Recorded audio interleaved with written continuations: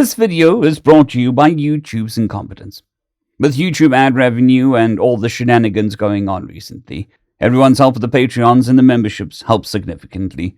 Even the $1 tier helps, as that will generate more income for me than all the adverts you could watch on my channel during a month.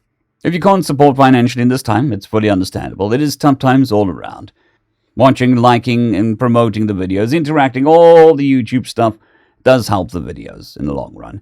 So if you could do all of that, that would help significantly as well. Anyways, on to the story. Watching, liking, subscribing, and interacting with the video helps the channel as well.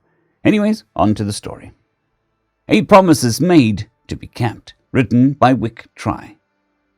The sunlight blinds Arosa, former commander of the Navy of Adana, as she is led out of her holding cell, halting on her bad leg. She forces her pupils to narrow until they are nothing but narrow black slits. Her uniform hangs in tatters, and her one shining fur, her pride and joy, is shaggy and badly shaven. Festering wounds cover what the fur does not. She stops short of the open gate and the sand-covered arena that lays beyond. The collar straining against her neck sends a shiver down her spine, and she snarls when the hollow line connected to the cold metal is stretched taut. She tries to fight against it, but a sharp tug yanks her off her feet. Her bad leg crumples beneath her, and she hits the floor, hard, her bound hands unable to catch the fall. The jagged stumps of her once magnificent horns hit the ground with a sickening crunch, and a wave of pain sears a path of fire through her mind. She bites back a howl as her periphery fuzzes and her eyesight fills with dancing stars. She won't give them a satisfaction of hearing her scream, won't lose what little remains of her honor, won't forsake her pledge to the mother of her soul. Harsh hands grip her arms as she's wrenched back to her feet and hauled out into the arena. The air is hot and sticky, filled with the static of voices and the rising roar of a bloodthirsty crowd. She tastes the blood of the previous fight and sees the bodies as they are dragged away. She recognizes one in passing, an ensign that had served in her command. He's gone now, along with the rest of her crew. She has no more tears to spare for them. Her eyes still sting. She's propped up as her hands are freed from the bindings, her arms held snug to her sides by the guards. She flexes her fingers. Her claws are halfway extended before she forcefully stops them, and they retreat back into their sheaths. They are her last weapon, her one chance to survive. The commentator has been speaking, his voice booming across the arena and echoing down from the tall galleries. She hasn't been listening, but she hears her name and title. The crowd jeers. She grits her teeth, biting back a deep growl. To fight and kill her own people for others' amusement, there's no greater dishonor. She has already been humiliated, tortured, dragged and beaten, but she is still standing. Her spirit is still strong. She will fight for her life. She will fight until she's free, however long it might take.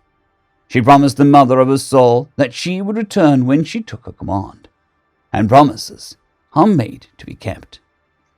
She takes a deep breath, calming her nerves, enhancing her senses. Then she opens her eyes and sees her opponent. She swears viciously. A human is striding out from the cells across the arena, and a male at that. He's half surrounded by trembling guards, but he doesn't even spare them a glance. His clothes are loose and baggy, his hair cut short, and his face blackened by dirt and grime. But there's no mistaking the telltale predatory gait and the furless skin.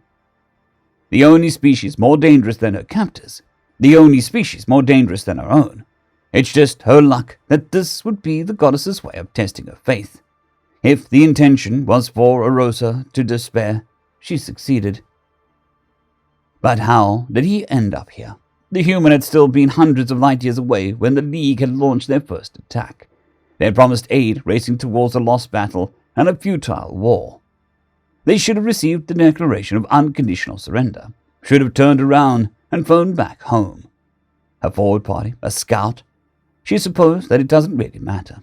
Nor did it matter that they had been allies, or still allies, unless an agreement of dissolvement had already been signed.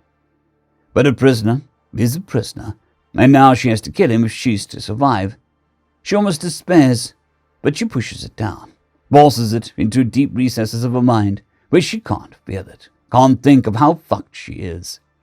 Then there's no more time to think. "It is time!" the announcer booms across the arena, his voice crackling with a metallic tin of translator. "The match you have all been waiting for. The daughter of the Midnight Throne in her debut match against the most ferocious species in the known galaxy. The ultimate showdown of predator on predator violence. Ready your bats and temper your stomachs, cause this is going to get bloody." The roar of the crowd rises towards the clear sky, the blood-curdling melody of her doom. She takes another breath, still held in place by the guards. Then the human is shoved forwards, and the guards release her. She almost falls again. They swiftly retreat beyond her reach. A few of them have already tasted her fury, and they are anxious to be away from her claws and teeth. She hisses at them when they prod her with their tasers. She's felt their bite, and her fur singed by too many volts. But she's not afraid of them. She knows their orders are to make her fight, not to incapacitate her, so she can't put on a show. Another hiss. Then she turns her back to them and stalks out onto the sand. Its prickly warmth stings the soles of her naked feet, but she prefers it to the draining cold of the metal. The heat sharpens her mind, blows away the last vestiges of the drugs they used to keep her sedated, though the days of beating and interrupted sleep still lingers in her limbs and eyes. The announcer continues to roar, whipping the crowd into a frenzy. But she pushed the noise to the side, compartmentalizes it into a growing box she's labeled "Won't Help Me Survive." The box also holds a variety of other things, like the pain slithering up her leg with every step and the growing panic she has constantly squished back down. She knows that, in a direct confrontation, she doesn't stand a chance against the human. He's easily twice her size, and though she has claws, she would have to find his neck or his eyes if she wanted to cause any real damage. And the easiest way to do that is to get the drop on him. Before he has time to rush her, she dashes to the west, sliding into the shadows of an obstacle field littered with everything from large rocks to pits of softer sand. It's meant to give the contestants new and interesting ways to entertain the crowd. She'll use it to survive. The noise of the crowd is muted amongst the boulders, her ears pricking up as she stalks the shadows. Through a gap in the rock, she catches a glance of a large screen hanging above the arena, showing her the human entering the rocks too. Knowing she'll likely only get one shot, she takes her time finding the perfect boulder before she climbs it, her claws finding easy purchase on the rugged surface. She crouches down atop it, making herself scarce. It doesn't take long for the human to happen by. The field of rocks isn't that large. She waits till he's almost right below her, his eyes sweeping around, but never up. She leaps silently, nothing but a shadow in the dark. The human is none the wiser as she falls towards him. But then her collar hoots, and the human instantly reacts, throwing himself away. She lands on all fours and slides through the sand, cursing her captors to the coldest peaks of hell. With her only advantage gone and a bad leg, she has no chance to run. The human is rushing her only moments later. She dodges left, rolls out of reach, tries to bounce back to her feet, but her leg betrays her as she falls. She wails. It's halfway to a whimper. The human lands on top of her, one arm twisting around her neck as his bulk forces them to the ground. She thrashes wildly, turning them on their side, and feels the warmth of blood as a claw shred the human's arm. He grunts, but his grip is like iron around her throat. He uses his legs to push them over her, and her breath escapes her as she is crushed into the sand. This is it, she thinks, her mind going blank from lack of oxygen, her arms growing limp. I couldn't keep a promise. Calm down, Commander, he suddenly hisses in her ear, easing the pressure around her throat, but still keeping her pinned to the sand. She takes a shuddering breath, filling her nose with a taste of sweat. His dialect is thick, but not unintelligible. We're still allies. That was the promise. She continues to struggle, but there's no zeal behind her attempts to throw him off. They'll kill us both if we don't fight, she whispers. She hates the urgency in her own voice, hates how the stink of her own fear fills her nostrils. Not if we kill them first. Her hand hidden beneath the man's bulk, gripped tightly when the stock of the gun is pressed into its palm. She has half a moment to be shocked before she hurriedly vanishes it within the shreds of her jacket. On my signal, stay low and stay close. We'll get you out of here, Commander. Rosa desperately wants to ask who we are, what the plan is, how they'll get past the guards and fleets, and why. Why are they doing this? But then he's gone, rolling away as if she's thrown him off. The crowd cheers and heckles in equal measure. The value of their bets are their only care. Knowing she has to keep the ruse as she forces herself to roll the other way and scrambles back to her feet. She snarls when she puts too much weight on her bad leg and pain shoots up her spine.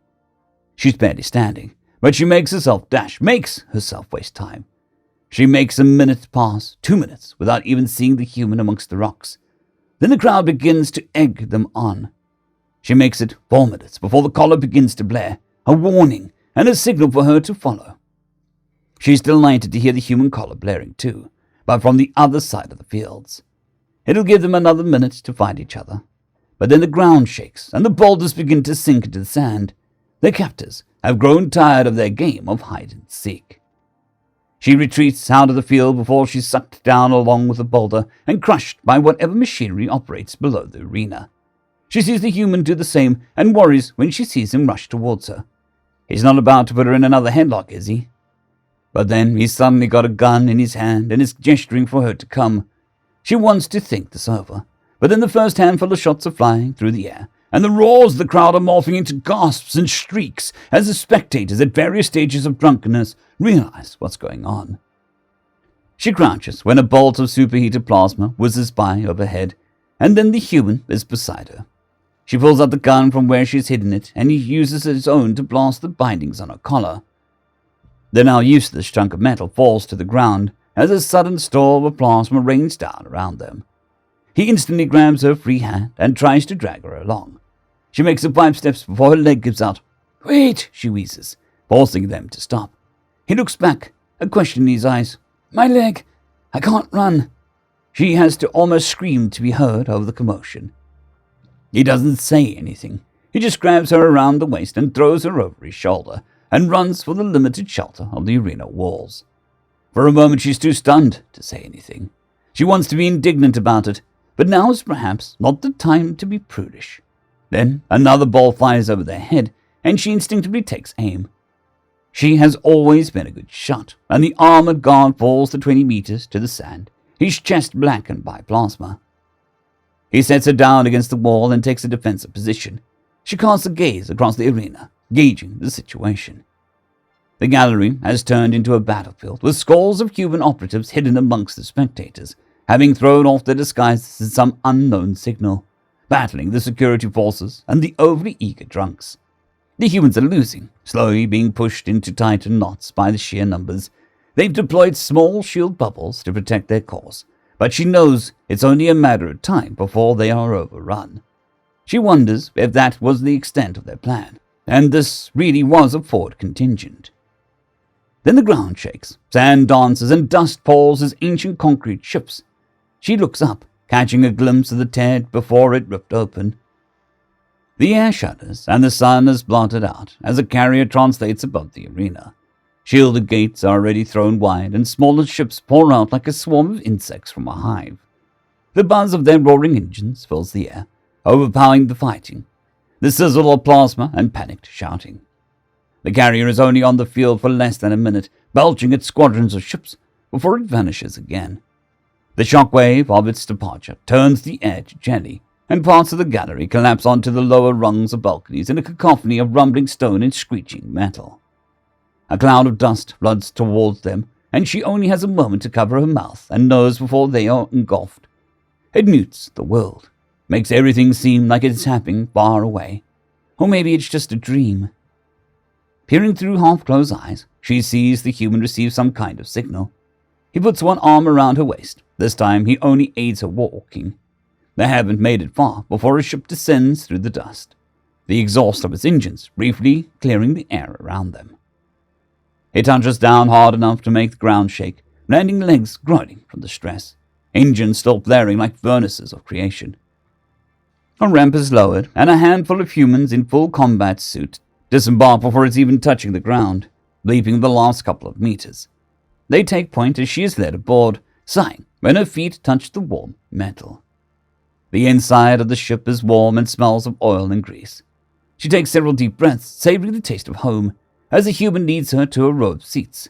Sitting her down, he gingerly straps her in, careful to avoid her wounds, and then he says something in that lyrical language of theirs. The ship is in the air before the ramp has even begun to rise, and though she is pressed back in her seat, she watches the ground fall away faster than she thought possible. The human vanishes as several other ships, smaller fighters, take up point around them as they rise through the clouds. The ship shakes as it pushes through the atmosphere, through the last layers of turbulence. Then, they are free. It all happens so fast that she can hardly believe it, but she really has been rescued. She sees the stars against the midnight black of space through the small window and breathes a sigh of relief. The human joins her when the ride smooths out, taking the seat beside her. "We'll be with the fleet in 30, he says, and hands her a sealed cup. She accepts it and holds it with both hands to let the liquid warm her hands, catching a whiff of caffeine. "Sorry about the bruises," he continues mildly. "I had to play their game, or we might not have gotten out." Rosa nods. She knows. She would have done the same. Has done the same. She realizes when she sees the bandages that cover his arms, the marks of her claws already were bleeding through. "Why did you do it?" He looks across the ship for a moment, his hands clasping the mug of his own. "Your queen," he says carefully, as if he's afraid of her reaction, "was executed after your fleet fell." And Rosa shudders. She knew it was a possibility, that it was likely, even. But the knowledge still shakes her. The mother of her soul, gone.